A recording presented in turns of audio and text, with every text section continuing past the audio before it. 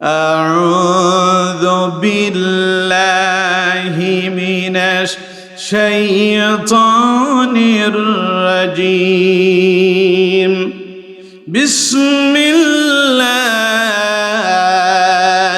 الرحمن الرحيم قد أفلح المؤمنون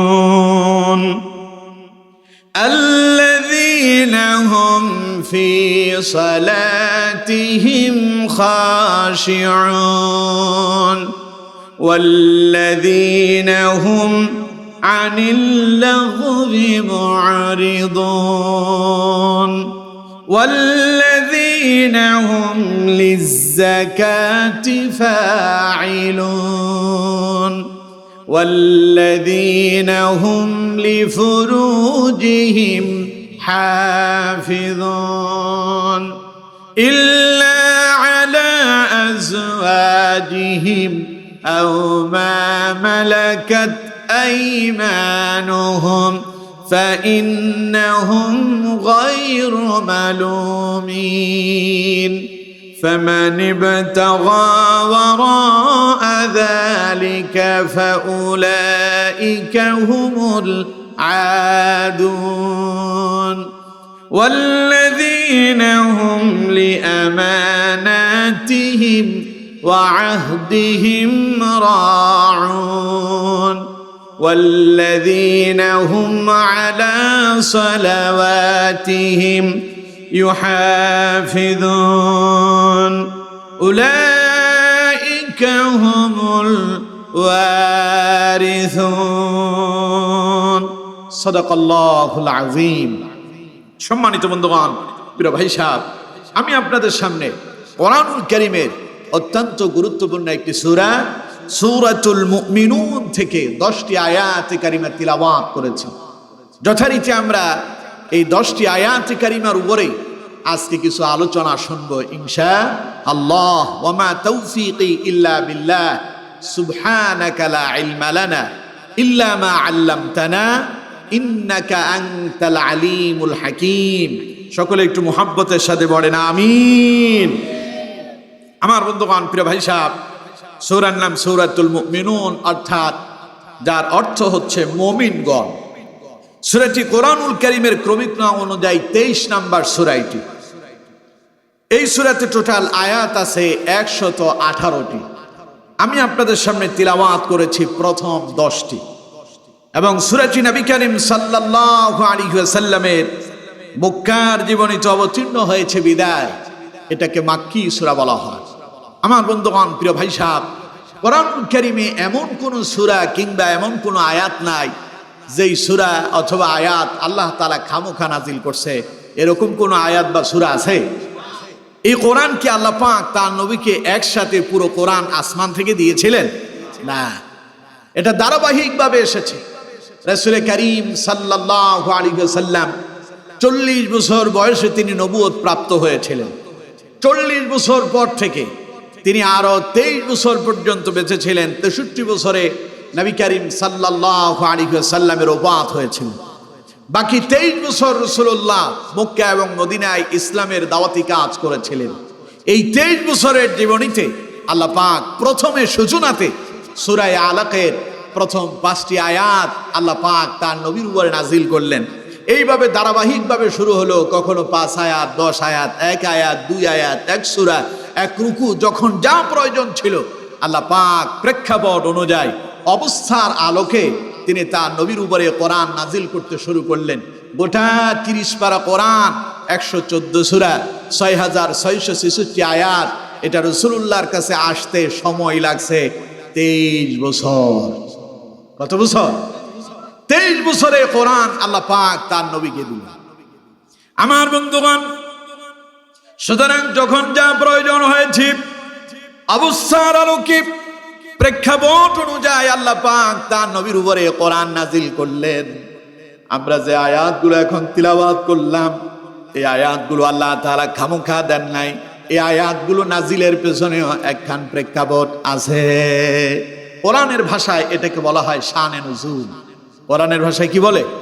শানে নজুল, বাংলায় বললে প্রেক্ষাপট, আর যদি আমরা আমাদের আঞ্চলিক ভাষায় বলি তাহলে হলো নাজিলের কারণ। আমার বন্ধুগণ, এই আয়াত সমূহ নাজিল হয়েছিল রাসূল করিম সাল্লাল্লাহু আলাইহি ওয়াসাল্লামের মক্কার প্রথম সূচনা লগ্নে, যখন মক্কা নগরীতে রাসূলুল্লাহর কালেমার দাওয়াত শুনে মানুষজন আস্তে আস্তে ইসলামের দিকে প্রবেশ করতে শুরু করলো। লোকেরা কালেমার দাওয়াত গ্রহণ করছে, আর অন্যদিকে কাফেরেরা মুসলমানদের উপরে নির্যাতন নিপীড়ন চালাতে শুরু করছে। মুসলমানরা নির্যাতিত নিপীড়িত হচ্ছেন, যারা ইসলাম কবুল করতেছে তাদের উপরে নির্যাতনের স্টিম রোলার চালানো হচ্ছে। দুর্বল সাহাবী যারা ছিলেন, সম্পদ ছিল না, তেমন কোনো বাড়ি গাড়ি ছিল না, অভাবী দরিদ্র যারা ছিলেন, তারা ঈমান কবুল করার পরে অনেকেই টেনশনে পড়ে গেলেন। হায় হায়, মক্কার লোকেরা তাদের সঙ্গে ব্যবসা বাণিজ্য বন্ধ করে দিল। যারা ঈমান কবুল করতেছে তাদের সঙ্গে লেনদেন বন্ধ, কথাবার্তা বন্ধ হয়ে যাচ্ছে। ওদেরকে একগুঁয়ে করে দেওয়ার জন্য মক্কার কাফেররা ষড়যন্ত্রে লিপ্ত হয়ে গেল। কিছু কিছু সাহাবী যারা নব্য ইসলাম কবুল করলেন, নতুন করে ইসলাম কবুল করলেন, এমন দুর্বল কিছু সাহাবী মনে মনে চিন্তা করতেছে, আরে আগে ধর্ম ছেড়ে দিয়া নতুন ধর্ম কবুল করলাম, মনে হয় আমরা বিপদগ্রস্তই হয়ে গেলাম, আমরা বড় বিপদে পড়ে গেলাম, মনে হয় যেন আমরা বড় মুসিবতে পড়ে গেলাম। এই চিন্তা যখন তারা করতে লাগলো, আল্লাহ রাব্বুল আলামিন তাদের হতাশাগুলো দূর করে দেওয়ার জন্য কোরআনুল কারীমের সূরা আল মুমিনুনের এই 10টি আয়াত নাজিল করে আল্লাহ পাক তাদেরকে সুসংবাদ শোনায়া দিলেন। পড়েন সুবহানাল্লাহ। ঘটনাটা ছিল এই, হযরত ওমর ইবনুল খাত্তাব রাদিয়াল্লাহু তাআলা আনহু তিনি বলছেন যে নবী করিম সাল্লাল্লাহু আলাইহি ওয়াসাল্লামের উপর যখন কোনো ওহী নাজিল হতো, তখন নবীজির মুখের কাছে মৌমাছির না একটা গুনগুন করে শব্দ শোনা যেত। হযরত ওমর বলছেন, আমরা রাসূলুল্লাহর পাশে বসা, আকস্মিক আমরা এরকম গুনগুন করে শব্দ শুনতে পেলাম। নবীজি চুপ হয়ে গেলেন। আমরা বুঝতে পারলাম এই মুহূর্তে রাসূলুল্লাহর উপরে ওহী নাজিল হচ্ছে। মনে হয় জিবরাইল রাসূলুল্লাহর কাছে এসেছেন। হযরত ওমর বললেন, আমরা অপেক্ষা করতেই লাগলাম কখন নবীজির উপরে ওহী সমাপ্ত হবে, নবীজি আমাদেরকে নতুন কি সংবাদ শোনাবেন তা শোনার জন্য আমরা অপেক্ষা করতে লাগলাম। হযরত ওমর বলেন, কিছুক্ষণ পরে সেই মৌমাছির ন্যায় গুনগুন করে শব্দটা আর শুনতে পেলাম না, এটা বন্ধ হয়ে গেল। হযরত ওমর বললেন, আমরা বুঝতে পেরেছি ওহী সমাপ্ত হলো।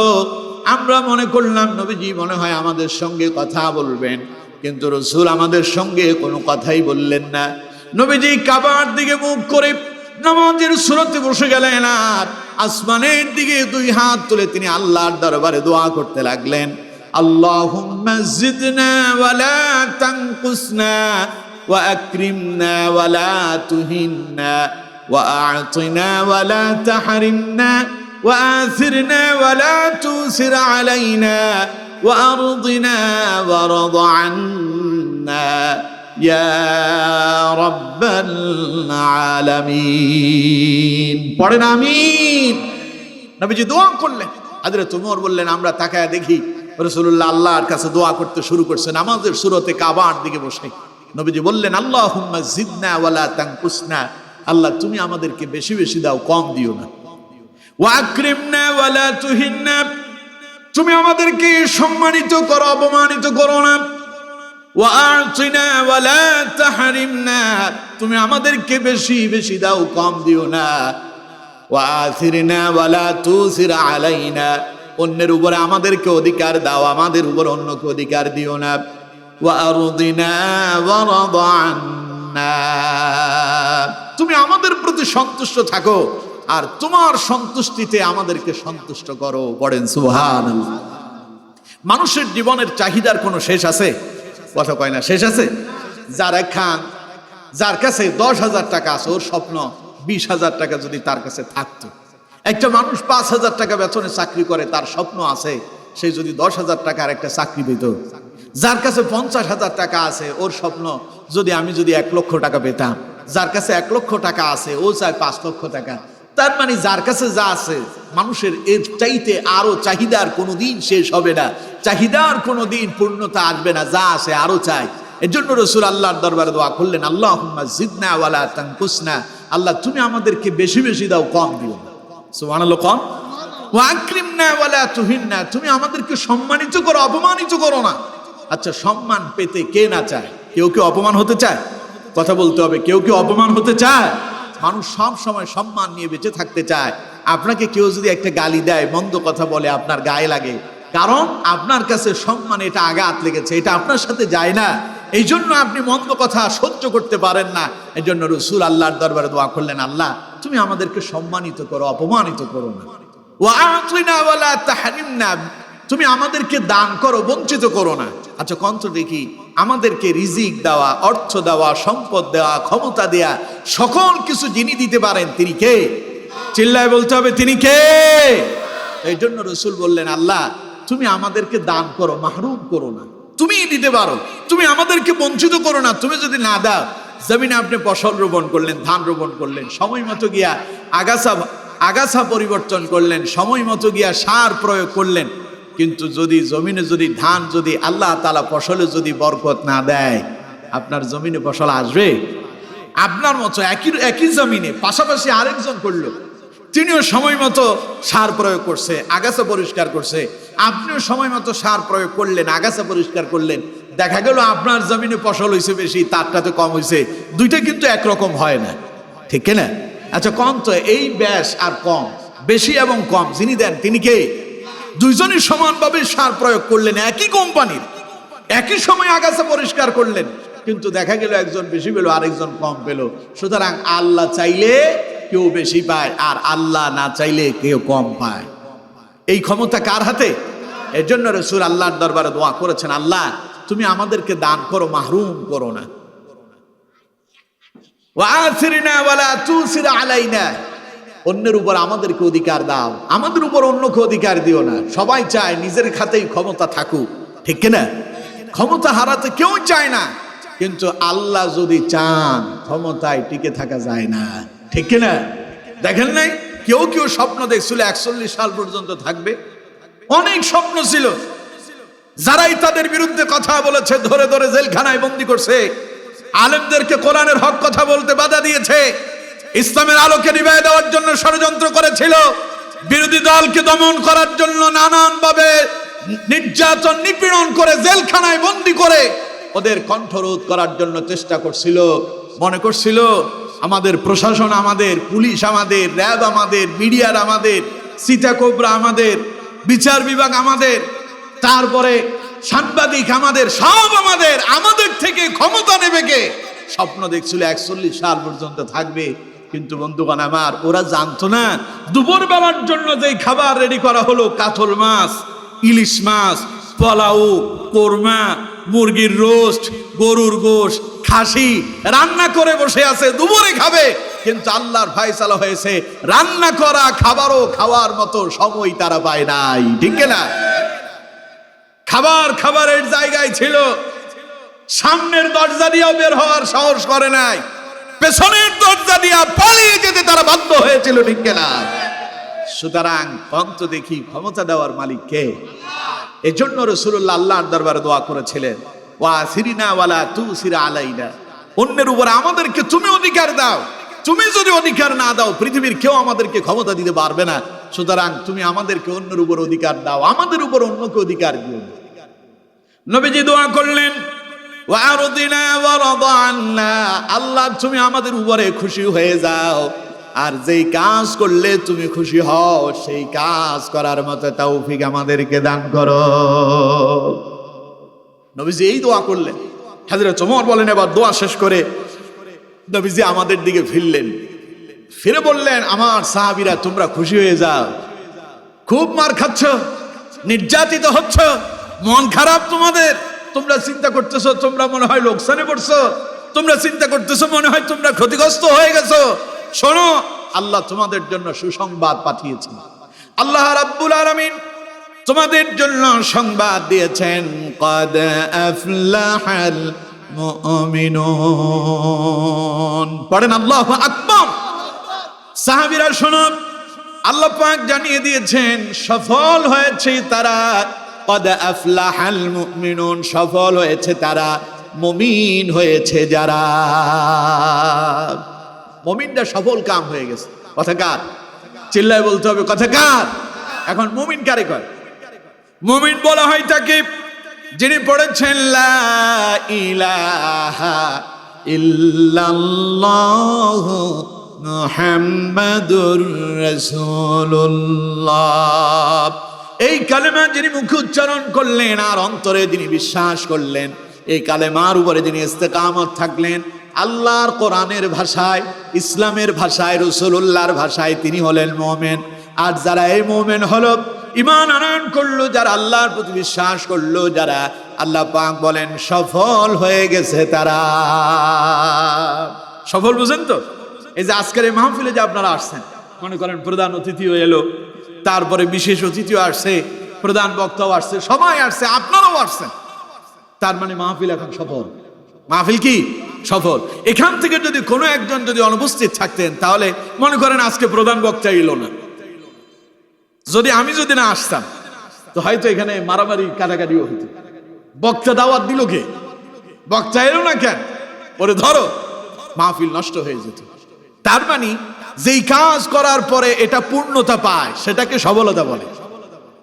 আমার বন্ধুগণ, আল্লাহ তাআলা বলছেন যারা ঈমান এনেছে, মুমিন হয়েছে যারা, ওরা বিপদগ্রস্ত হয় নাই, ওরা ক্ষতিগ্রস্ত হয় নাই, ওরাই সফল হয়েছে আল্লাহ এবং তার রাসূলের প্রতি যারা বিশ্বাস স্থাপন করেছে। বলেন সুবহানাল্লাহ। সুতরাং সাহাবীরা মন খারাপ করো না। তোমার বাড়ি না থাকতে পারে, তোমার গাড়ি না থাকতে পারে, তোমার সম্পদ না থাকতে পারে, তবে তোমার ভেতরে যদি ঈমান থাকে তাহলেই তুমি সফল কাম। পড়েন সুবহানাল্লাহ। আচ্ছা আমার বন্ধুগণ, কোন তো দেখি সম্পদের মাঝে কি সফলতা আছে? টাকার মাঝে সফলতা আছে? ক্ষমতার মাঝে সফলতা আছে? ক্ষমতার মাঝে যদি সফলতা যদি থাকতো, নমরুদ বলছিল ফাকালা আনা রাব্বুকুমুল আলা, আমি তো সবচাইতে বড় খোদা, আমার চাইতে বড় খোদা আর কি আছে?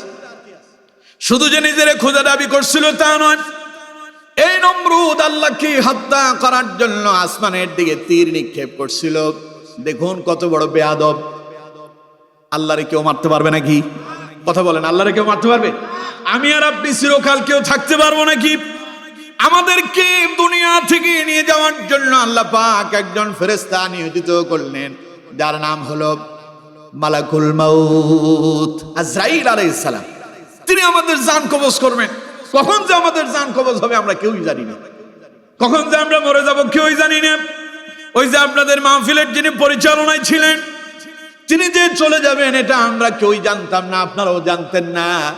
আকস্মিক আল্লাহ তাআলা তারে ডাক দিয়েছেন। সুতরাং যখনই যার মৃত্যুর ফায়সালা এসে যাবে তখনই তারে মরে যেতে হবে। এই মৃত্যু দেওয়ার জন্য আল্লাহ পাক একজন ফেরেশতা নিয়োজিত করেছেন। কিন্তু আমার বন্ধুগণ, যেই ফেরেশতা মানুষের জান কবজ করতেছে, ওই ফেরেশতাও চিরকাল থাকতে পারবে না। যিনি মানুষের জান কবজ করেন, একদিন তারেও মরে যাওয়া লাগবে। সেও একদিন মরে যাবে। যখন সব মরে যাবে, যিনি থাকবেন বলেন তো দেখি তিনি কে? আল্লাহ পাক বলছেন আল্লাহু লা ইলাহা ইল্লা হুয়াল হাইয়ুল কাইয়্যুম। তিনি আল্লাহ, যিনি ছাড়া আর কোনো ইলাহ নাই। আল হাইয়ুল কাইয়্যুম, তিনি চিরঞ্জীব, তিনি চিরস্থায়ী, তিনি অনাদি, তিনি অনন্ত। তিনি আছেন, তিনি ছিলেন, তিনি থাকবেন। পৃথিবীতে যা কিছু আছে সব কিছু ধ্বংস হয়ে যাবে। কুল্লু মান আলাইহা ফানি ওয়া ইয়াবকা ওয়াজহু রাব্বিকা যুল জালালি ওয়াল ইকরাম। আসমানে যে সূর্য দেখতেছেন, এই সূর্য একদিন তার অস্তিত্ব হারিয়ে ফেলবে। আকাশের এই চাঁদ একদিন বিলীন হয়ে যাবে। আকাশের তারকা রাজিগুলো খসে খসে পড়ে যাবে। মানব দানব কীট পতঙ্গ গাছপালা তরুলতা বৃক্ষরাজি যা আছে সব একদিন বিলীন হয়ে যাবে। ওয়ায়াবকা ওয়াজহু রাব্বিকা যুল জালালি ওয়াল ইকরাম, যার ধ্বংস হবে না, তিনি মহামান্বিত, তিনি সর্বশ্রেষ্ঠ, তিনি সর্বোৎকৃষ্ট, তিনি সবচাইতে বড় ক্ষমতাবান, সবচাইতে বড় ক্ষমতাধর। তিনি আমার আপনার রব, মহান আল্লাহ রব্বুল আলামিন। পড়েন আল্লাহু আকবার। ফেরাউনের ক্ষমতার কোনো কমতি ছিল না। ফেরাউন বিশাল ক্ষমতার, বিশাল দাম্ভিকতা অহংকার ছিল, তার বিশাল ক্ষমতা ছিল, পাওয়ার ছিল। সেই ফেরাউন মুসা আলাইহিস সালামকে হত্যা করার জন্য পেছনে লাগলো। সেই ফেরাউনকে আল্লাহ পাক সমুদ্রের ভেতরে ডুবায়া সুবায়া মারলেন। তার মানে ফেরাউনের ক্ষমতা সমুদ্র থেকে তারে বাঁচাতে পারলো না। নমরুদের ক্ষমতা তারে ল্যাংড়া মশার আক্রমণ থেকে বাঁচাতে পারলো না। কারুনকে আল্লাহ পাক এত সম্পদ দিয়েছিলেন, যার সম্পদের বোঝা বহন করার জন্য, যার সম্পদের সন্দুকের চাবি বহন করার জন্য একদল শক্তিশালী মানুষের প্রয়োজন হতো। সেই কারুনকে আল্লাহ পাক তার প্রাসাদ সুদ্ধা, সম্পদ সুদ্ধা মাটির নিচে ডাবায়া দিয়েছে। তার সম্পদ কি তারে বাঁচাতে পারছিল? কথা বলতে হবে, পারছিল? তার মানে আমার বন্ধুগণ, ক্ষমতা কখনো মানুষকে সবল বানাতে পারে না, সম্পদ দিয়া কখনো মানুষ সবল হতে পারে না। মানুষ তার নিজ নিজ অবস্থান থেকে যতই চেষ্টা চালাক না কেন, কেউ মনে করে ক্লাস 1 থেকে ক্লাস 10 মেট্রিক পর্যন্ত পড়ালেখা করলে পরে, মেট্রিক পাস করলে মনে হয় যে সে সবল হয়েছে। কেউ চিন্তা করতেছে সে বিএ পাস করবে, এমএ পাস করবে, মাস্টার্স করবে, এরপরে তার সফলতা আসবে। কেউ বা মনে করতেছে দেশে সে ইনকাম করতে পারছে না, প্রবাসে চলে যেতে হবে, প্রবাস যে বড় বড় টাকা ইনকাম করবে, ডলার কামাবে, বাড়িতে ঘর বিল্ডিং করবে। আমার বন্ধুগণ, মানুষ মনে করে এটাই সফলতা। আল্লাহ পাক বলছেন সম্পদের মাঝে কোনো সফলতা নাই, ক্ষমতার মাঝে কোনো সফলতা নাই। সফলতা হলো কাদ আফলাহাল মুমিনুন। সফলতা হলো ঈমানের মাঝে। সফলতা কিসের মাঝে আছে? তোমার বাড়ি থাকতে না পারে, গাড়ি থাকতে না পারে, সম্পদ থাকতে না পারে, যদি অন্তরের ভিতরে যদি ঈমানটাকে যদি ধারণ করতে পারো, তাহলে তোমার জীবন হয়ে যাবে সফল। পড়েন আল্লাহু আকবার। চলে যাবেন না? ঠিক আছে, আলহামদুলিল্লাহ। জি আমার বন্ধুগণ, প্রিয় ভাই সাহেব, তাহলে সফল হওয়ার জন্য কি লাগবে? কথা কয় না। সফল হওয়ার জন্য কি লাগবে? টাকা পয়সা, বাড়ি গাড়ি, ক্ষমতা, সম্পদ। কি লাগবে? ঈমান। কি লাগবে? ঈমান। রাসূল করিম সাল্লাল্লাহু আলাইহি ওয়াসাল্লামের একজন সফল সাহাবীর ঘটনা শোনায়। নাম হচ্ছে হযরত আবু হুরায়রা রাদিয়াল্লাহু তাআলা আনহু, যিনি ছিলেন আহলে সুফফার অন্যতম একজন সাহাবী। আহলে সুফফার সাহাবী হলেন তারা যাদের কোনো টাকা পয়সা ছিল না, থাকার মতো কোনো জায়গা ছিল না, যাদের কোনো সম্পদ ছিল না, বাড়ি গাড়ি ছিল না, এমন সাহাবী যারা ঈমান কবুল করেছেন, দরিদ্র সাহাবী। এদেরকে রাসূল করিম সাল্লাল্লাহু আলাইহি ওয়াসাল্লাম মসজিদে নববীর বারান্দায় থাকার জন্য স্পেশাল তাদেরকে একটা জায়গা করে দিয়েছেন। এই সাহাবীরা মসজিদে নববীর বারান্দায় তারা রাত যাপন করত, সারাদিন অতিবাহিত করত। তারা নিজেদের কোনো টাকা পয়সা নাই, নিজেদের কোনো খাবারের কোনো বন্দোবস্ত নাই, অপেক্ষায় থাকতো যদি কোনো ধরনের কোনো হাদিয়া আসতো, রাসূলুল্লাহ সেই হাদিয়াগুলো আহলে সুফফার সাহাবীদের মাঝে তিনি বিতরণ করতেন। তাই তারা সব সময় খাবারও পেতেন না। হযরত আবু হুরায়রা বলছেন, আমি আহলে সুফফার এমন 70 জন সাহাবীকে দেখেছি যাদের একটা চাদর ছাড়া আর কিছুই ছিল না। ওটা দিয়ে যদি তারা তাদের সারা শরীরটা ঢাকতো, হাঁটুর নিচটা ঢেকে যেত না। গায়ে দিলে হাঁটুর নিচের দিক থেকে খালি থেকে যেত, আর ওটা দিয়ে যদি তারা লজ্জাস্থান ঢাকতে যেত তাহলে উপরের দিকটা খালি থেকে যেত। এমন 70 জনকে দেখেছি, বলেছেন হযরত আবু হুরায়রা রাদিয়াল্লাহু তাআলা। হযরত আবু হুরায়রা বলছেন, আমি সেই আহলে সুফফার অন্যতম সাহাবী ছিলাম, কোনো সম্পদ ছিল না, বাড়ি গাড়ি ছিল না। হযরত আবু হুরায়রা ছিলেন দারুণ লজ্জাশীল মানুষ। রাসূল হযরত আবু হুরায়রা বললেন, এমন এমন দিন আমাদের অতিবাহিত হয়েছে, সারাদিন কোনো খাবার আসে নাই, কোনো হাদিয়া আসে নাই, কেউ হাদিয়া তওবা দেয় নাই, দুপুরে খেতে পারি নাই। আমরা অপেক্ষায় ছিলাম হয়তো সন্ধ্যাবেলা আমাদের জন্য কোনো খাবারের ব্যবস্থা হবে। আল্লাহর কোনো বান্দা যদি সন্ধ্যাবেলায় যদি কোনো হাদিয়া পাঠায় তাহলে রাত্রিবেলায় খাবো। কিন্তু হযরত আবু হুরায়রা বললেন, রাত্রিবেলাও কোনো খাবার এলো না।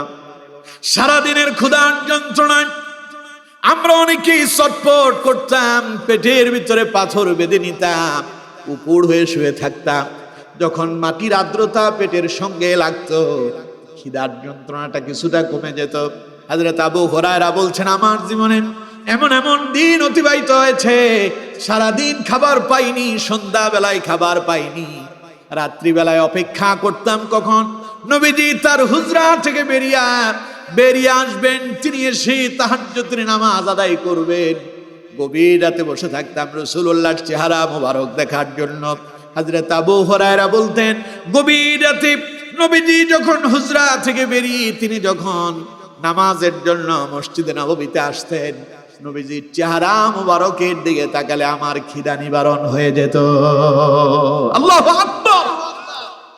সেই হযরত আবু হুরায়রা বলছেন, বুখারীর হাদিস শোনাচ্ছি আপনাদেরকে। হযরত আবু হুরায়রা বলছেন, একদিন প্রচন্ড খিদার যন্ত্রণায় আমি টিকতে পারছিলাম না, আমি ভেতর থেকে বেরিয়ে পড়লাম, রাস্তায় চলে আসলাম। আমি তাকে দেখতেই পেলাম, আমি যেই রাস্তায় দাঁড়িয়ে আছি ওই রাস্তা দিয়ে হযরত আবু বকর আসতেছেন। হযরত আবু হুরায়রা বলছেন, খিদার যন্ত্রণায় আমি আমার কোমর সোজা করতে পারি না। হযরত আবু হুরায়রা বললেন, হযরত আবু বকরকে দেখে মনে মনে একটা সংকল্প করলাম। এর ভেতরে হযরত আবু বকর আমার কাছে চলে এলো। আবু হুরায়রা বললেন, খিদার কথা আমি তারে বলতে পারলাম না লজ্জায়। আমি হযরত আবু বকরকে কোরআনুল কারীমের একটা আয়াত তিলাওয়াত করে শোনালাম, আর বললাম, আবু বকর, আমি এই আয়াতের তাফসীর বুঝতে পারতেছি না, একটু দয়া করে আমার এই আয়াতের তাফসীরটা বুঝায়া দেন। হযরত আবু হুরায়রা বলছেন, আসলে কথাটা সঠিক ছিল না, আমি আশা করছিলাম হযরত আবু বকর যখন ওই আয়াতের তাফসীর শোনাতে যাবেন, তিনি তো আমার চেহারার দিকে তাকাবেন, আমার মলিন ক্ষুধার্ত চেহারা দেখে তিনি বুঝতে পারবেন আমি যে ক্ষুধার্ত। হযরত আবু হুরায়রা হয়তো আমার জন্য খাবারের কোনো ব্যবস্থা করবেন। তাই আমি হযরত আবু হুরায়রাকে বললাম, কোরআনের আয়াতের তাফসীরটা আমারে বুঝায় দেন।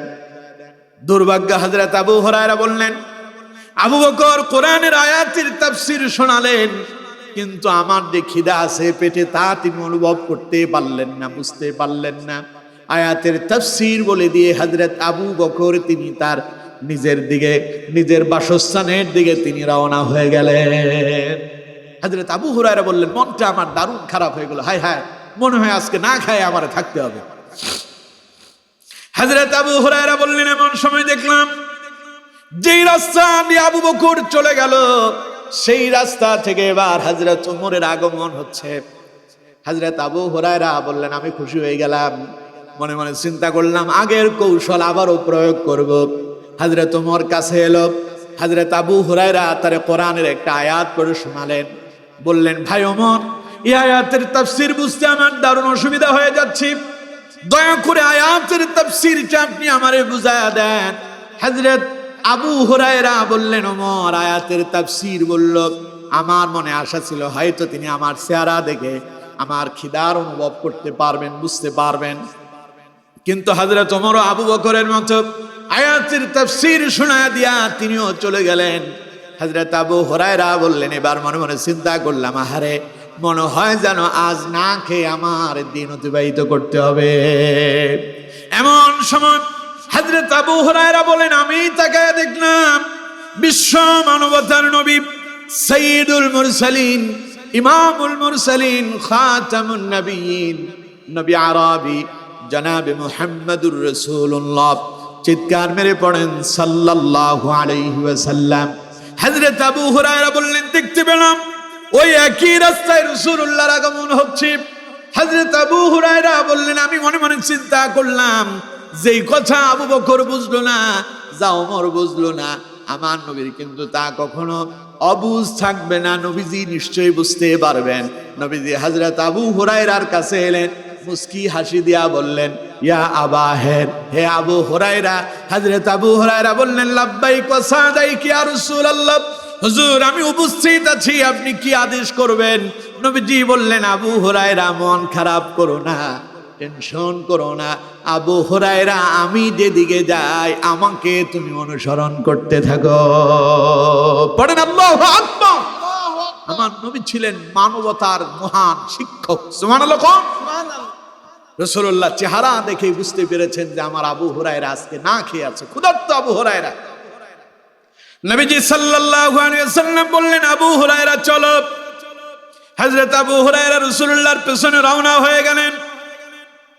নবীজি ঘরের ভেতরে ঢুকলেন। হযরত আবু হুরায়রা রাসূলুল্লাহর অনুমতি নিয়ে তিনিও ঘরের ভেতরে ঢুকলেন। ঢোকার পরে দেখতে পেলেন ঘরের টেবিলের উপরে একটা দুধের পেয়ালা রাখা, অর্থাৎ একটা বাটির ভিতরে দুধ রাখা আছে। হযরত রাসূলুল্লাহ জিজ্ঞাসা করলেন, দুধ এলো কোত্থেকে?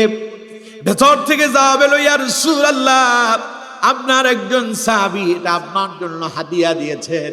নবীজি বললেন, আবু হুরায়রা যাও, আহলে সুফফার সব সাহাবীদেরকে দাওয়াত দিয়া নবীর বাড়ি নিয়ে আসো। আল্লাহু আকবার। কারণ কি? রাসূল বুঝতে পেরেছেন যে আমার আবু হুরায়রা খাইতে পারে নাই, তার মানে আজ আহলে সুফফার কোন সাহাবী খাবার পায় না। যাও আবু হুরায়রা, আহলে সুফফার সব সাহাবীরে রাসূলুল্লাহর বাড়িতে নিয়ে আসো। কত দুধ আছে? কয় মণ? হ্যাঁ, এক পেয়ালা, এক বাটি, এক মণ নাকি? আহা, স্বল্প দুধ, এক বাটি দুধ। নবীজি বললেন, সবাইরে দাওয়াত দিয়ে নিয়ে আসো। হযরত আবু হুরায়রা বললেন, আমি এমন 70 জন দেখেছি যাদের এক টুকরো চাদর ছাড়া আর কিছুই ছিল না। আহলে সুফফার এক বর্ণায় আসছে 400 সাহাবী ছিল আহলে সুফফার অন্তর্ভুক্ত। তা আমরা 70 জনের হিসাব করি, 70 জন সাহাবী, দুধ আছে কয় বাটি? এক বাটি দিয়ে সবার হবে? আল্লাহ চাইলে হবে। দেখুন একটু সামনে আগে হযরত আবু হুরায়রাকে নবীজি বললেন, যাও আহলে সুফফার সব সাহাবীদেরকে নবীর বাড়িতে দাওয়াত দিয়ে নিয়ে আসো। হযরত আবু হুরায়রা বললেন, আমার মনটা খারাপ হয়ে গেল। নবীজি দেখতে পাচ্ছেন আমি দাঁড়াতে পারতেছি না, আমি চলতে পারি না। রাসূল যদি আমারে বলতেন, আবু হুরায়রা এখান থেকে আগে তুমি একটু পান করো, তাহলে কতই না আমার জন্য কতই না উপকার হতো, কোমরটা সোজা করতে পারতাম। এখন নবীজি আমারে বললেন, যাও আহলে সুফফার সাহাবীদেরকে দাওয়াত দিয়ে নিয়ে আসো। হযরত আবু হুরায়রা বললেন, আমি মনে মনে ভাবলাম আমি দাওয়াত দিয়ে নিয়ে আসলে নবীজি এবার আমারে বলবেন, এবার তুমি আগে খাতিমদারি করো, মেহমানদারি করে দাও, পরে এবার তোমার খাবার পালা আসবে, তুমি মেহমানদারি করো। হযরত আবু হুরায়রা বলতেছেন, আমি মনে মনে চিন্তা করতেছি নবীজি তো আমার এই কথাই বলবেন। আচ্ছা কোন তো দেখি, মেহমান কি আগে খায় না মেজবান আগে খায়? মেহমানদেরকে খাওয়ানোর পরে মেজবান খায়, ঘরের লোকজন যারা আছে তারা তারপরে খায়, আগে মেহমান বিদায় করে, এরপরে থাকলে ঘরের লোকজন খাবে। হযরত আবু হুরায়রা বললেন, নবীজি আমারে যে বললেন যাও ওদেরকে দাওয়াত দিয়ে নিয়ে আসো, আনার পরে রাসূল আমারে বলবেন যে এবার তুমি তাদের মাঝে মেহমানদারি করে দাও। এখন তাদেরকে যখন খাওয়ানোর দায়িত্বটা আমার উপরে আসবে, তার মানে আমার খাওয়ার পালাটা আসবে সবার শেষে। কিন্তু করার আমার কি আছে? রাসূল যা বলেছেন তা মানতে হবে। নবী যা বলে তার আদেশ পালন করা নফল না ফরজ? কত কয় না নফল না ফরজ? হযরত আবু হুরায়রা রওনা হয়ে গেলেন মন খারাপ, গিয়ে আহলে সুফফার সব সাহাবীরে দাওয়াত দিয়ে রাসূলুল্লাহর বাড়িতে নিয়ে এলেন।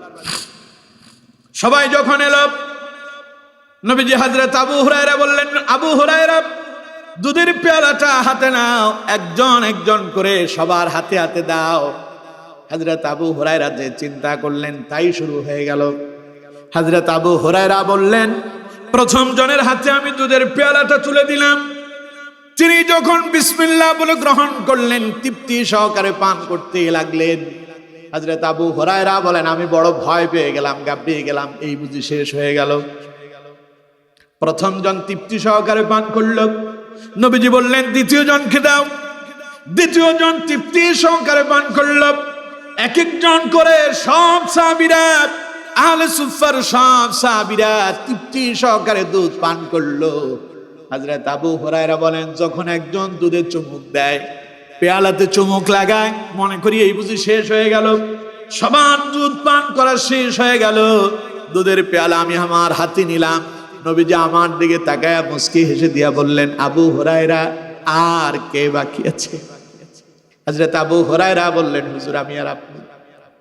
নবীজি বললেন, আবু হুরায়রা রে, আমি তো ঘরের মালিক, আমি তো মেজবান, তুমি তো মেহমান, সুতরাং এখন আগে তুমি খাবে, তারপর আমি খাবো। আবু হুরায়রা এবার তোমার পালা, তুমি শুরু করো। হযরত আবু হুরায়রা বলেন, দুধের পেয়ালার দিকে তাকায় দেখি শুরুতে যা ছিল এক ফোঁটা দুধও কমে যায় নাই, পুরো পেয়ালাতে দুধ পরিপূর্ণ আগের মতোই আছে। আল্লাহু আকবার। হযরত আবু হুরায়রা বললেন, দুধের পেয়ালাটা হাতে নিয়ে আমি তো ক্ষুধার্ত, প্রথম চুমুকেই এতগুলো পরিমাণ খেলাম যাতে আমার শরীরে তৃপ্তি পেয়ে যায়। আমি আমার তৃপ্তি সহকারে পরিপূর্ণভাবে প্রথমবারই খেয়ে নিলাম। দুধের পেয়ালাটা মুখ থেকে আলাদা করলাম। নবীজি আমাকে আবার বললেন মুস্কি হেসে দিয়া, আবু হুরায়রা আবার খাও। সুবহানাল্লাহ। হযরত আবু হুরায়রা বললেন, আমি আবার খেলাম। নবীজি আমাকে বললেন, আবু হুরায়রা রে আবার খাও। কয়বার হলো? হযরত আবু হুরায়রা বললেন, আমি আবার খেলাম। নবীজি বললেন, আবু হুরায়রা আবার। হযরত আবু হুরায়রা বললেন, ইয়া রাসূলুল্লাহ, আল্লাহর কসম দিয়া বলছি, এক ডোক খাবো যে পেটের ভেতরে এতটুকুন জায়গাও খালি নাই। আল্লাহু আকবার। আমার বন্ধুগণ, এবার নবীজি বললেন, দাও এবার আমার পালা। হযরত আবু হুরায়রা বলেন, দুধের পেয়ালা রাসূলুল্লাহর হাতে তুলে দিলাম, তাকায়া দেখি শুরুতে যা ছিল এখনো তাই আছে, এক ফোঁটা দুধও কমে যায় নাই। নবীজি হাতে নিয়ে পড়লেন, আলহামদুলিল্লাহি রাব্বিল আলামিন। প্রশংসা কার করলেন? এর জন্য খাবার পরে, খাওয়ার আগে খেলেও আলহামদুলিল্লাহ, না খেলেও আলহামদুলিল্লাহ। সর্বাবস্থায় প্রশংসা হবে কার? এতগুলো সাহাবী যে খেলো, এরপরেও পরিপূর্ণ এখনো পেয়ালা পরিপূর্ণ হয়ে আছে। রাসূল তাই আল্লাহর প্রশংসা করলেন। আল্লাহর প্রশংসা করলে নিয়ামত কমে না বাড়ে? আল্লাহ রাব্বুল আলামিন বলছেন, লা ইন শাকারতুম লা আযীদান্নাকুম ওয়া লা ইন কাফারতুম ইন্না আযাবি লাশাদীদ। আল্লাহ রাব্বুল আলামিন বলছেন, আমার বান্দারে, আমার নিয়ামত পাওয়ার পরে যদি নিয়ামতের কৃতজ্ঞতা প্রকাশ করো, আমি তোমার নিয়ামত আরো বাড়ায়া দেব। ওয়ালা ইন কাফারতুম, যদি অকৃতজ্ঞ হও, ইন্না আযাবি লাশাদীদ, জেনে রাখো আল্লাহর আযাব বড়ই কঠিন। তার মানে নিয়ামতের যদি অকৃতজ্ঞ হন, নিয়ামত যিনি চিনায় নেবেন তিনি কে? তাই রাসূলুল্লাহ সব সময় প্রশংসা করতেন কার? এই জন্য যখন যা খেয়েছেন, রিজিকে যা আছে তা খাওয়ার পরে আলহামদুলিল্লাহ পড়তে হবে। পারবো তো ইনশাআল্লাহ? নবীজি বললেন আলহামদুলিল্লাহ, আল্লাহর প্রশংসা করলেন। এবার নবীজি বিসমিল্লাহ বলে রাসূল নিজে পান করলেন।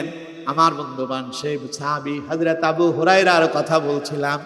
সম্পদ ছিল না, বাড়ি ছিল না, গাড়ি ছিল না, রাসূলুল্লাহর কাছে পড়েছিলেন।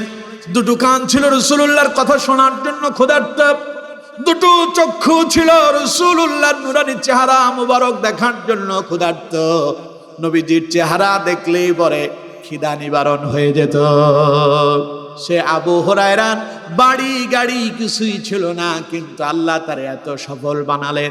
রাসূলুল্লাহ যে হাদিস বর্ণনা করেছেন, সব চাইতে বেশি হাদিস যেই সাহাবী বর্ণনা করেছেন, তার নাম হলো হযরত আবু হুরায়রা রাদিয়াল্লাহু তাআলা আনহু। 5374টি হাদিস তিনি বর্ণনা করেছেন। সুবহানাল্লাহ। আমার বন্ধুগণ, সে হযরত আবু হুরায়রা বাড়ি গাড়ি কিছু নাই, কিন্তু সফলতা আছে না নাই? সবাই বলতে হবে আছে না নাই? কেমন সফল আল্লাহ হযরত আবু হুরায়রা বানিয়েছেন। এই যে আপনাদের মাওলানা সাহেব, আমি আমার আগে যে বক্তা কথা বলেছেন ইনি, এবং যত মাওলানা আছে পৃথিবীতে, যত আলেম আছে, এমন একজন আলেম আপনি পাবেন না যে হযরত আবু হুরায়রার বর্ণিত হাদিস পড়ে নাই। যিনি হযরত আবু হুরায়রার বর্ণিত হাদিস পড়েন নাই, তিনি আলেমই না। কারণ সবচাইতে বেশি হাদিস বর্ণনা করেছেন হযরত আবু হুরায়রা রাদিয়াল্লাহু তাআলা। সুবহানাল্লাহ। সুতরাং বন্ধুগণ আমার, সফল হওয়ার জন্য বাড়ি গাড়ির প্রয়োজন নেই, সম্পদের প্রয়োজন নাই, শুধু একটা জিনিসের প্রয়োজন, তার নাম, সবাই বলতে হবে, তার নাম ঈমান। ঈমান যদি থাকে তাইলে আপনি সফল। আল্লাহ রাব্বুল আলামিন সেই কথাই বলেছেন, قد أفلح المؤمنون। আল্লাহ পাক বলছেন, নবী আপনি শোনায়া দেন মুমিনদেরকে, তারা যেন মন খারাপ না করে। যারা ঈমান এনেছে আল্লাহর পক্ষ থেকে তারা সফলতা পেয়েছে। আল্লাহু আকবার। এখন সেই সফল মুমিন কারা? আমরা সবাই তো খালি নিজের মুমিন না মুসলমানই করি। মুমিন আর মুসলমান দুইটা কিন্তু এক জিনিস না। যারা কালেমা পড়ে ঈমান আনয়ন করে তাদেরকে বলে মুমিন, আর মুসলমান হলো ইসলামকে পরিপূর্ণ যারা মেনে চলে, আর কান আহকাম হালাল হারাম সব মেনে যারা জীবন যাপন করে তারা হলো মুসলমান।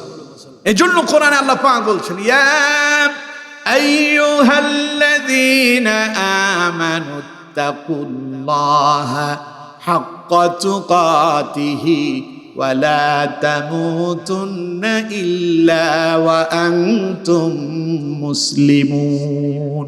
হে ঈমানদারেরা, আল্লাহরে ভয় করো, হাক্কা তুকাতিহি, যেমনই ভয় করার দরকার তেমনই ভয় করো, ওয়ালা তামুতুন্না, আর মৃত্যুবরণ করো না, ইল্লা ওয়া আনতুম মুসলিমুন, মুসলমান না হয়ে।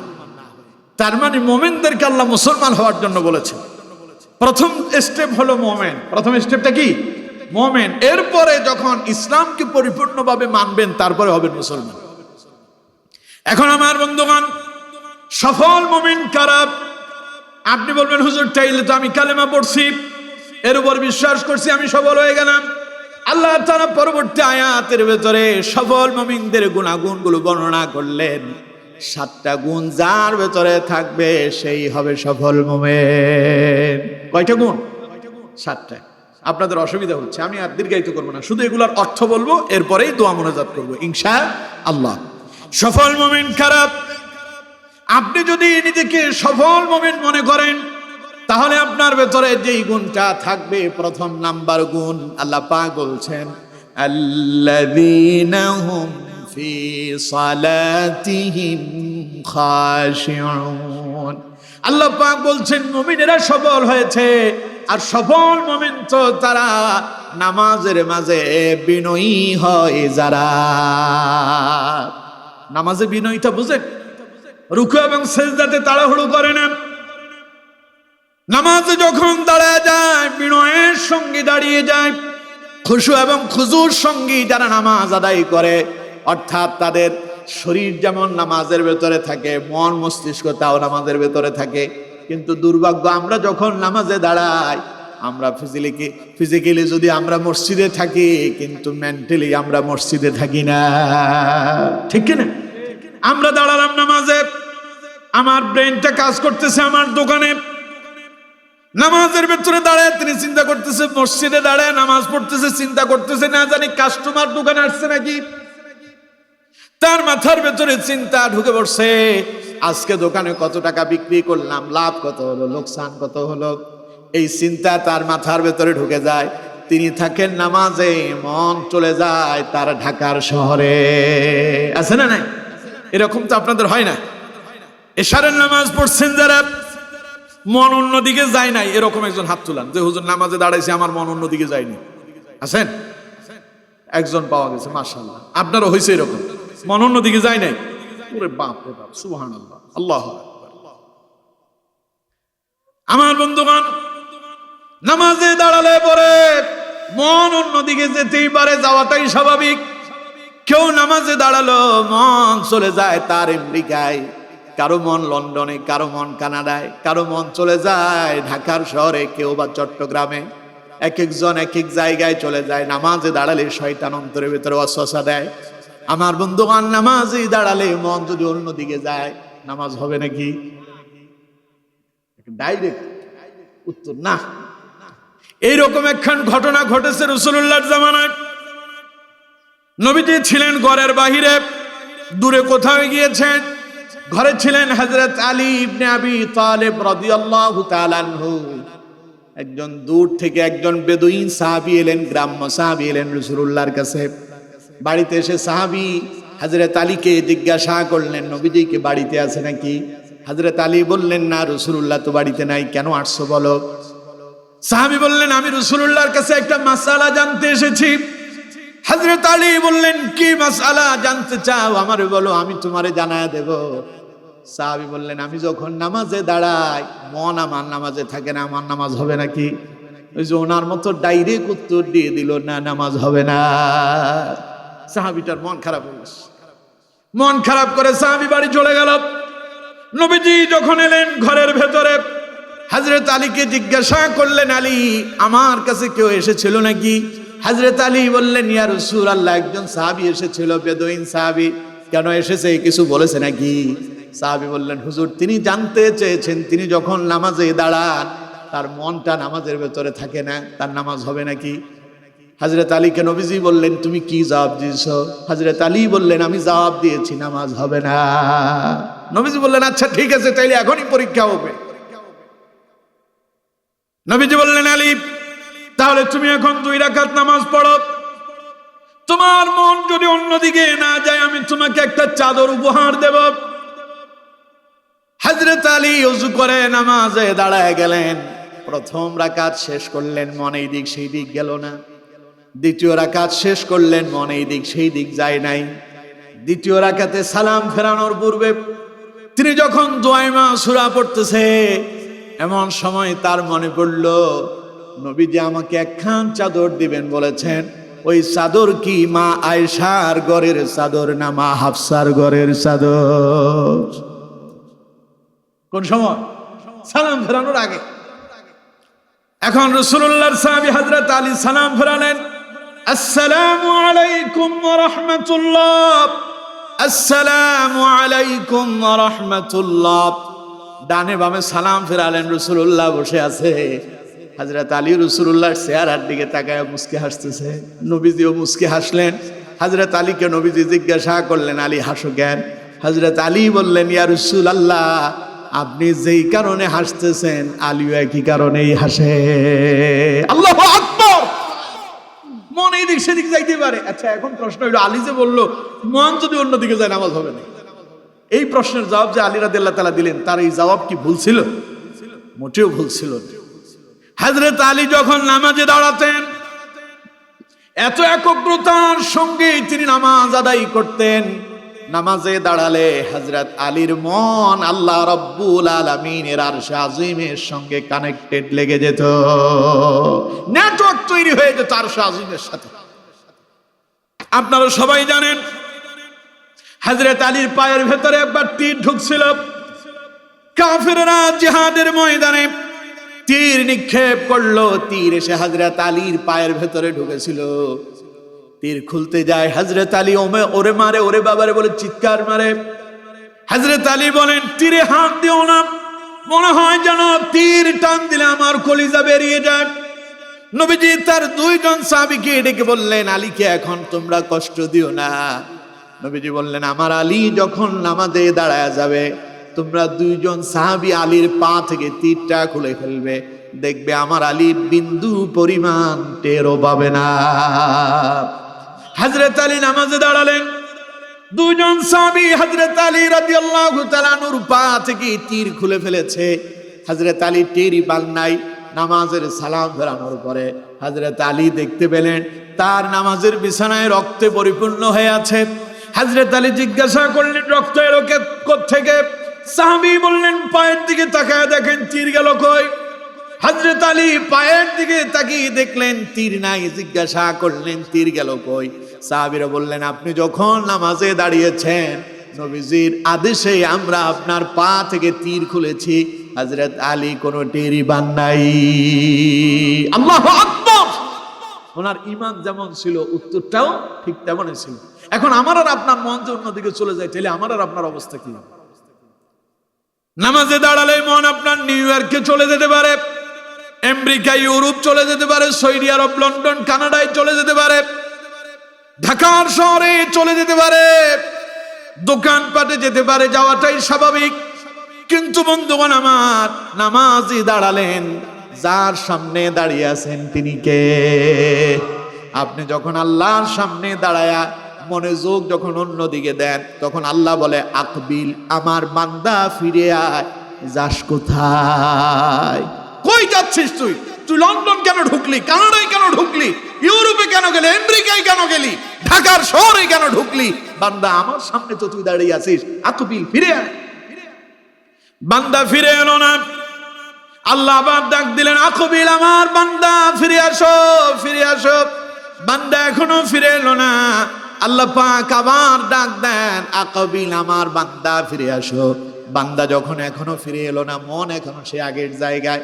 এবার আল্লাহ পাক বলেন, ফাওয়াইলুল লিল মুসাল্লিন আল্লাযীনা হুম আন সালাতিহিম সাহুন আল্লাযীনা হুম ইউরাউনা ওয়া ইয়ামনাউনাল মাউন। আল্লাহ পাক বলেন, ফাওয়াইলুল লিল মুসাল্লিন, দুর্ভাগ্য ওই সমস্ত মুসল্লিদের, আল্লাযীনা হুম আন সালাতিহিম সাহুন, যারা নামাজের ভেতরে হয় উদাসীন। সে যে নামাজে আছে তার খবরই নেই, তার মন অন্যদিকে চলে যায়, ফিরে আসে না। যেতেই পারে কিন্তু ফিরে আনতে হবে।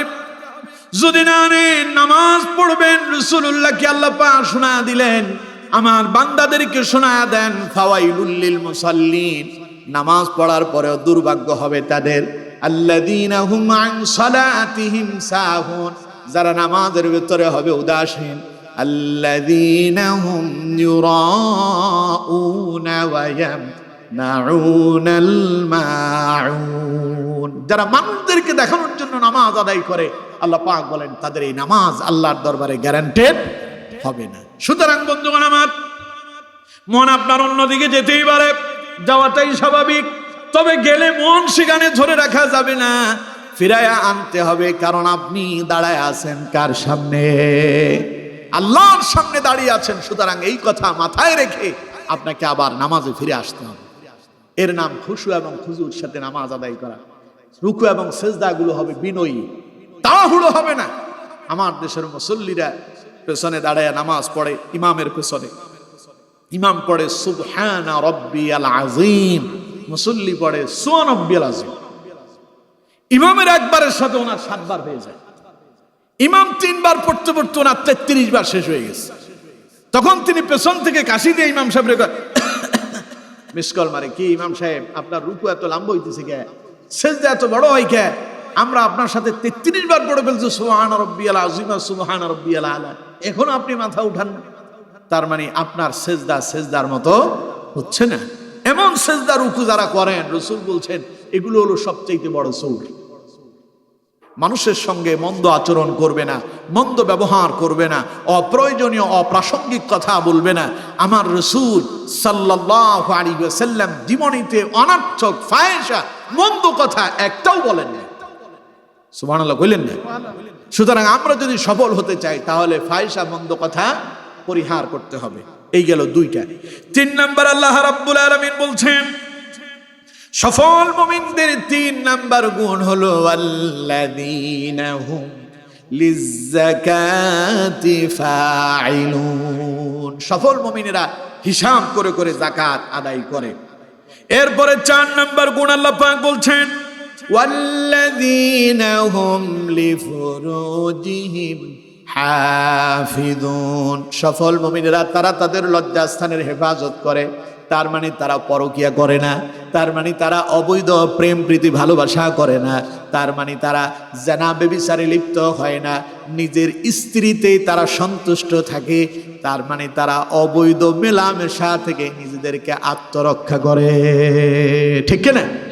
মুমিনও হবেন, আবার অবৈধ মেলামেশা করবেন, জিনা ব্যভিচার করবেন, ঘরে বউ থাকার পরে অন্য পরনারীতে আসক্ত হবেন, এটা মুমিনের কাজ নয়। আল্লাহ রাব্বুল আলামিন বলছেন মুমিনেরা তাদের লজ্জাস্থানের হেফাজত করে, ইল্লা আলা আজওয়াজিহিম আও মা মালাকাত আইমানুহুম ফাইন্নাহুম গায়রু মালুমিন। তবে হ্যাঁ, তাদের লজ্জাস্থান দেখানোর ব্যাপারে, তাদের লজ্জাস্থানের ব্যাপারে তাদের স্ত্রী এবং তাদের অধীনস্থ কৃতদাসীদের জন্য এটা যদি তাদের সামনে প্রকাশ হয় তাহলে এতে তাদের কোনো অপরাধ নাই।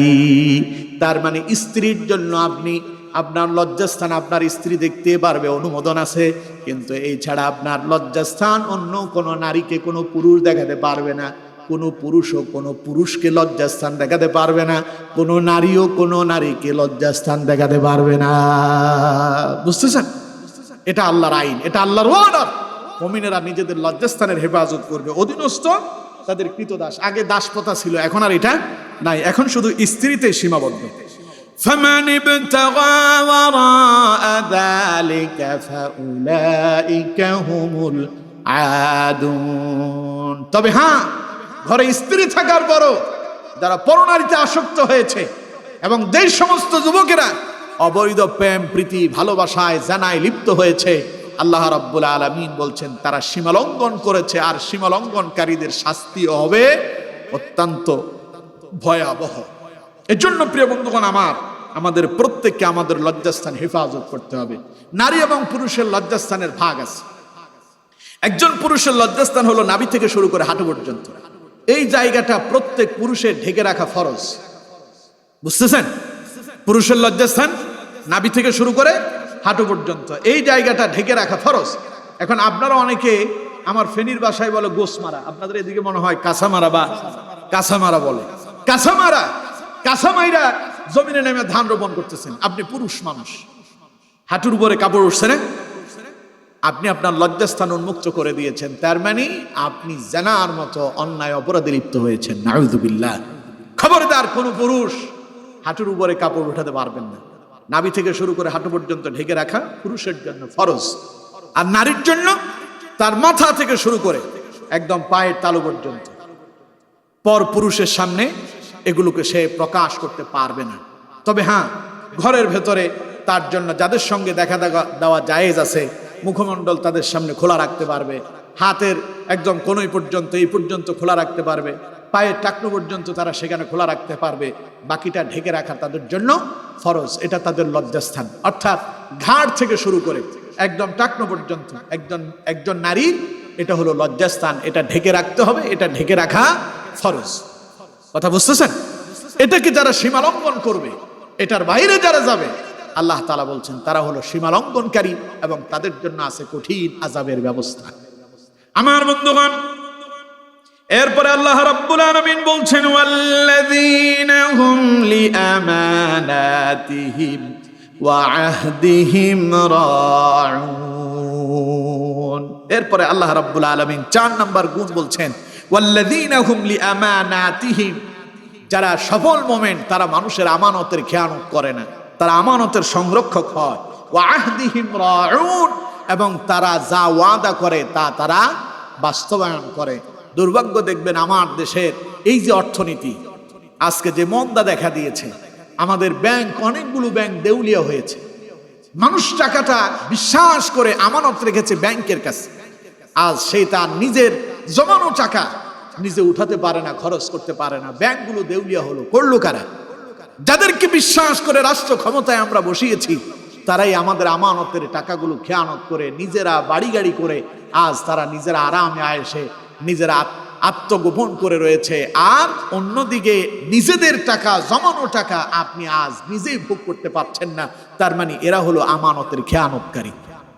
মুমিন কখনো মানুষের আমানতের খেয়ানত করবে না। ওয়া আহদিহিম রাউন, মুমিন ওয়াদাকে পরিপূর্ণ করবে। আমাদের দেশে নির্বাচন আসলে দেখবেন নেতারা ঘোষণা দেয়, আমি যদি নির্বাচনে যদি জয়যুক্ত হই, এই করব, সেই করব, এই জায়গাতে এই করে দেব, 5 তলা বিল্ডিং করে দেব, আপনাদের ঘরে ঘরে চাউল দিয়ে দেব, ঘরে ঘরে চাকরি দেব। এই রকম কথাগুলো বিগত সময়ে আমরা শুনেছি। 10 টাকার দামে চাউল খাওয়াবে, তারপরে ঘরে ঘরে চাকরি দেবে। দেখা গেল ঘরে ঘরে চাকরি দেবে তো পরের কথা, 10 টাকা দামের চাউল খাবেন তো পরের কথা, 100 টাকা দিয়ে চাউল কেনার জন্য পয়সাও আপনার কাছে নাই। এমন দাম বেড়েছে, যেই পেঁয়াজ ছিল 20 টাকা, সেটা খেতে হয়েছে 250-300 টাকা দিয়ে। ঠিক কিনা? যে সয়াবিন ছিল 55 টাকা, এখন সেটা খেতে হচ্ছে 220 টাকা দিয়ে। ঠিক কিনা? যে সরিষার তেল ছিল 80-85 টাকা, সেটা এখন খেতে হচ্ছে 250-300 টাকা দিয়ে। এই যে চড়া দাম হলো, যে আলু 8 টাকা 10 টাকায় পাওয়া যেত, যারা ঘোষণা দিয়েছিল 10 টাকা দিয়ে চাউল খাওয়াবে, সে আলু আমরা কিনে খেয়েছি 100-150 টাকা দিয়ে। ভুল বললাম মনে হয়? তাহলে তারা আমাদের সঙ্গে ওয়াদা করে ওয়াদাকে কি করেছে? বরখালাপ করেছে, ওয়াদা পরিপূর্ণ করে নাই।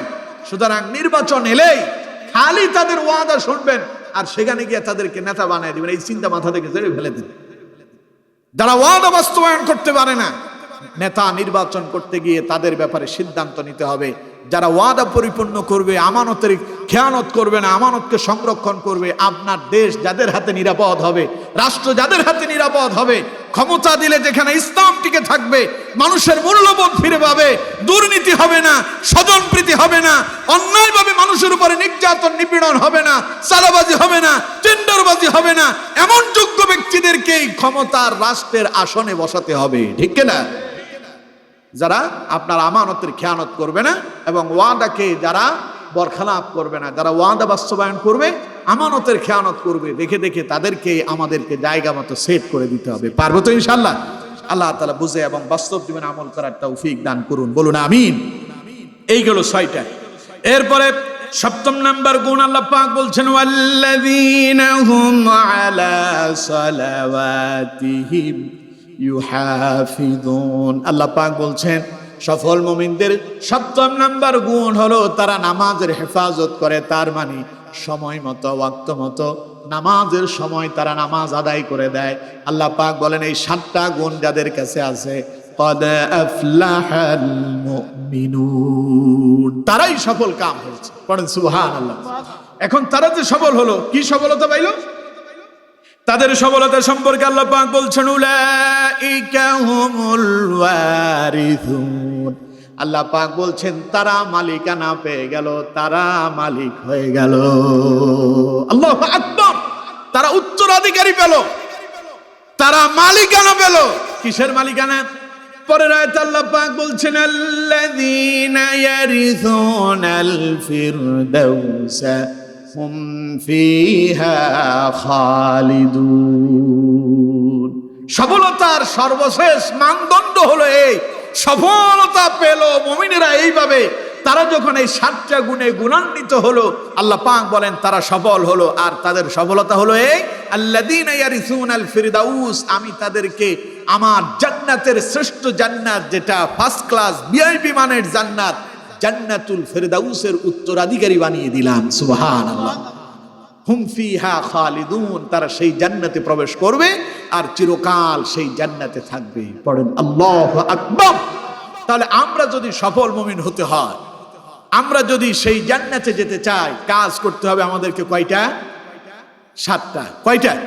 1 নাম্বার নামাজে হব বিনয়ী, 2 নাম্বার অনর্থক কথা বলবো না, 3 নাম্বার আমরা হিসাব করে যাকাত আদায় করব, 4 নাম্বার আমরা লজ্জাস্থানের হেফাজত করব, 5 নাম্বার আমানতের সংরক্ষক হব, 6 নাম্বার ওয়াদা পরিপূর্ণভাবে বাস্তবায়ন করব, 7 নাম্বার সময় মতো নামাজ আদায় করব। এই 7টা কাজ আমরা যদি করতে পারি, তাহলে আল্লাহ পাক আমাদেরকে সফল মুমিন হিসাবে তিনি গ্রান্টেড করবেন, গ্রহণ করবেন। ফলে আমরা আল্লাহর জান্নাতুল ফিরদাউসের মেহমান হতে পারবো। আসুন আমরা সকলে, যত কথা আমি বলেছি আপনারা যারা শুনেছেন, এর উপরে আমাদের সকলকে বাস্তব জীবনে আমল করার তৌফিক দান করুন, পড়ুন আমিন।